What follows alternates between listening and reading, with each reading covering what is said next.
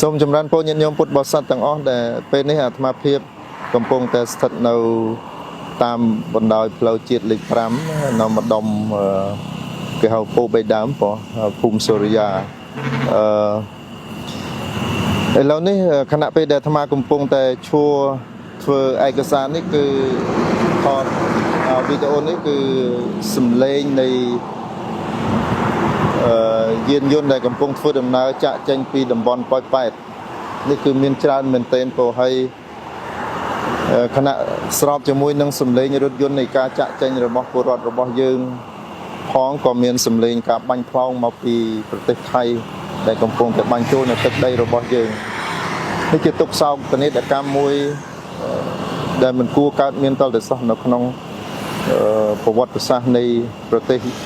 របស់យើងក៏ប៉ុន្តែអ្វីដែលវាបានកើតឡើងនេះវាមានរយៈពេល2សប្តាហ៍មកហើយ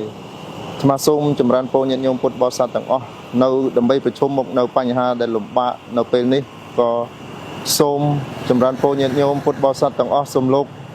មេត្តាតាំងស្មារតីហើយមេត្តាជួយគ្នាជ្រោមជ្រែងសាមគ្គីព្រោះជនភេសករបស់យើងគឺបាន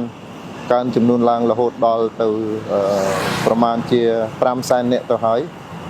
2ថ្ងៃកន្លងទៅនេះមកបានធ្វើដំណើរទៅកាន់កន្លែងជំរុំជនភេសកទៅសួរសុខទុក្ខជំរុំជនភេសកហើយយើងមើលឃើញសេចក្តីទុក្ខដែលកើតអំពីសង្គ្រាមនេះគឺមហាសាលធំធេងទាំងអស់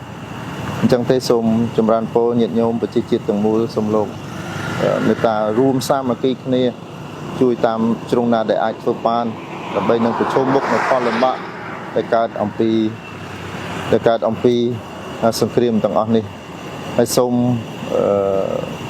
ឲ្យសង្គ្រាមនេះឆាប់ចប់ខណៈពេលដែលរដ្ឋាភិបាលលោកកំពុងតែធ្វើកិច្ចការទាំងអស់នេះដើម្បីនឹងបញ្ចប់សង្គ្រាមនេះយ៉ាងណាក្តីសូមពុទ្ធដើម្បីបញ្ចប់សង្គ្រាមនេះឲ្យបានលឿនតាមដែលអាចធ្វើលទ្ធភាពដែលអាចធ្វើទៅបានក៏ប៉ុន្តែពុទ្ធបរិស័ទពលរដ្ឋរបស់យើងនឹងកំពុងតែភៀសខ្លួនភេសកនៅតាមជំរុំជាច្រើនព្រោះហេតុដូច្នេះហើយសូមពុទ្ធបរិស័ទដែលនៅខេត្តដទៃប្រជាពលរដ្ឋទាំងអស់ហើយជាពិសេសសូម